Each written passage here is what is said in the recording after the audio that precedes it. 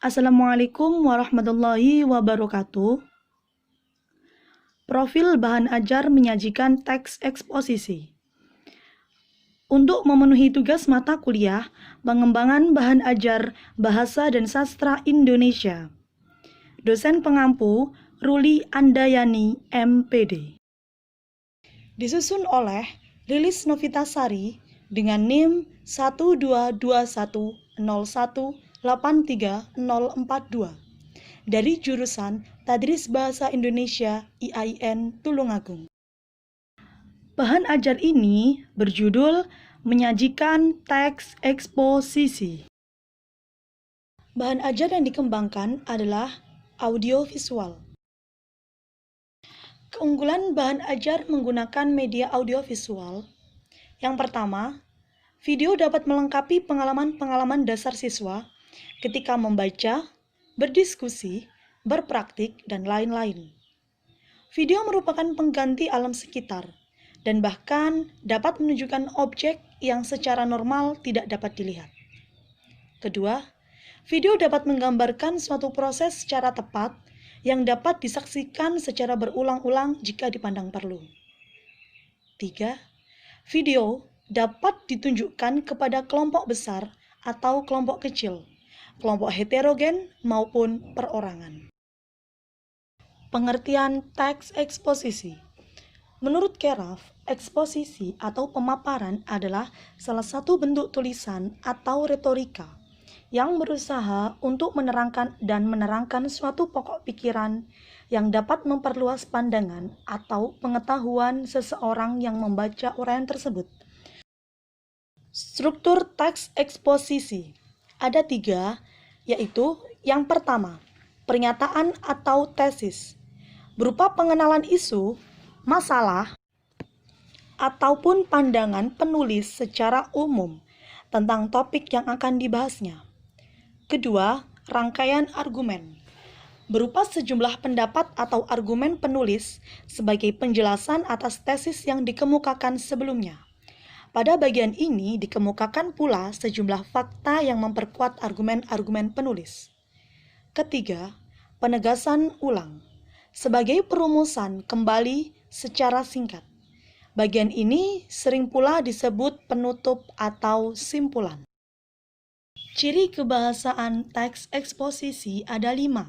Di antaranya yaitu, yang pertama, menggunakan kata-kata teknis atau peristilahan yang berkenaan dengan topik yang dibahas. Kedua, menggunakan kata-kata yang menunjukkan hubungan argumentasi, kualitas, misalnya, jika, sebab, karena, dengan demikian, akibatnya, oleh karena itu. Selain itu, dapat pula digunakan kata-kata yang menyatakan hubungan kronologis atau keterangan waktu, ataupun kata-kata yang menyatakan perbandingan atau pertentangan, seperti sebelum itu, kemudian, pada akhirnya, sebaliknya, berbeda halnya, namun. Yang ketiga, menggunakan kata-kata kerja mental atau mental verba, seperti diharapkan, memprihatinkan, memperkirakan, mengagumkan, menduga, berpendapat, berasumsi, dan menyimpulkan. Yang keempat, yaitu menggunakan kata-kata perujukan, seperti berdasarkan data, merujuk pada pendapat, dan yang terakhir, yaitu menggunakan kata-kata persuasif, seperti hendaklah, sebaiknya, diharapkan, perlu, harus. Selain itu, teks eksposisi lebih sering menggunakan kata-kata denotatif, yakni kata yang bermakna sebenarnya. Kata itu sebelum mengalami perubahan ataupun penambahan makna. Kompetensi dasarnya yaitu kelas 8 SMP dengan KD 4.6 yang berbunyi menyajikan gagasan dan pendapat ke dalam bentuk teks eksposisi artikel ilmiah populer, lingkungan hidup, kondisi sosial, dan atau keragaman budaya dan lain-lain, secara lisan dan tertulis dengan memperhatikan struktur, unsur kebahasaan, dan aspek lisan. Indikator kompetensi dasar, yaitu mampu menentukan topik penyusunan teks eksposisi. Kedua, mampu menyusun kerangka teks eksposisi. Ketiga, mampu menyusun teks eksposisi dengan memperhatikan kelengkapan dan keruntutan struktur. Dan yang terakhir, mampu menyusun teks eksposisi dengan memperhatikan ciri kebahasaannya. Selanjutnya yaitu kegiatan pembelajaran. Yang pertama yaitu menyimak tema video yang ditayangkan. Yang kedua, mengamati objek di sekitar sekolah dan lingkungan. Ketiga, menulis teks eksposisi dengan memperhatikan struktur. Keempat, menulis teks eksposisi dengan memperhatikan ciri kebahasaan.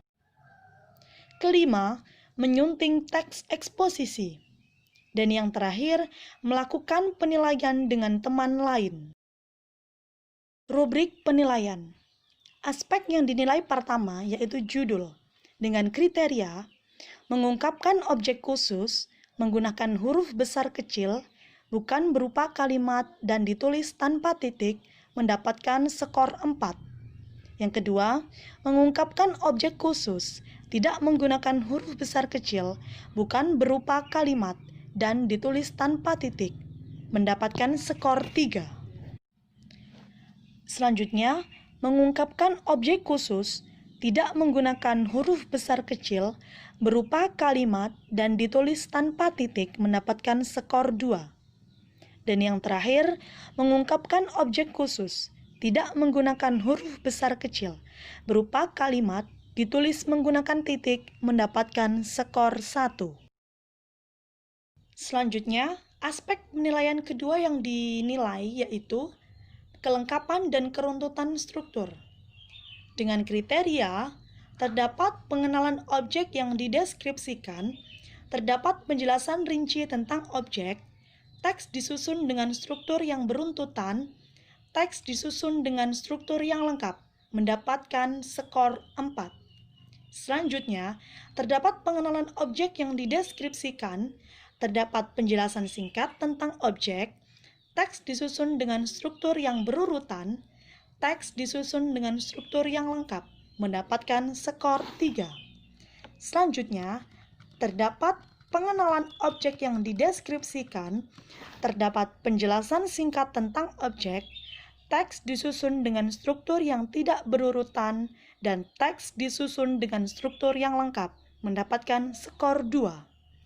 Dan yang terakhir, terdapat pengenalan objek yang dideskripsikan, terdapat penjelasan singkat tentang objek, teks disusun dengan struktur yang tidak berurutan, dan teks disusun dengan struktur yang tidak lengkap, mendapatkan skor 1.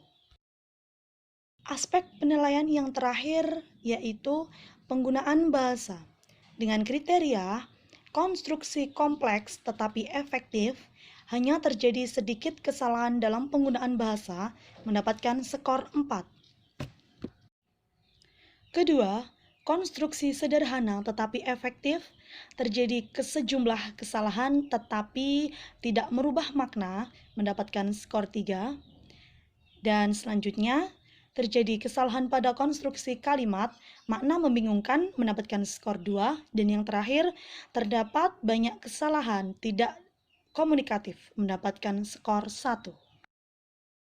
Sekian, terima kasih. Wassalamualaikum warahmatullahi wabarakatuh.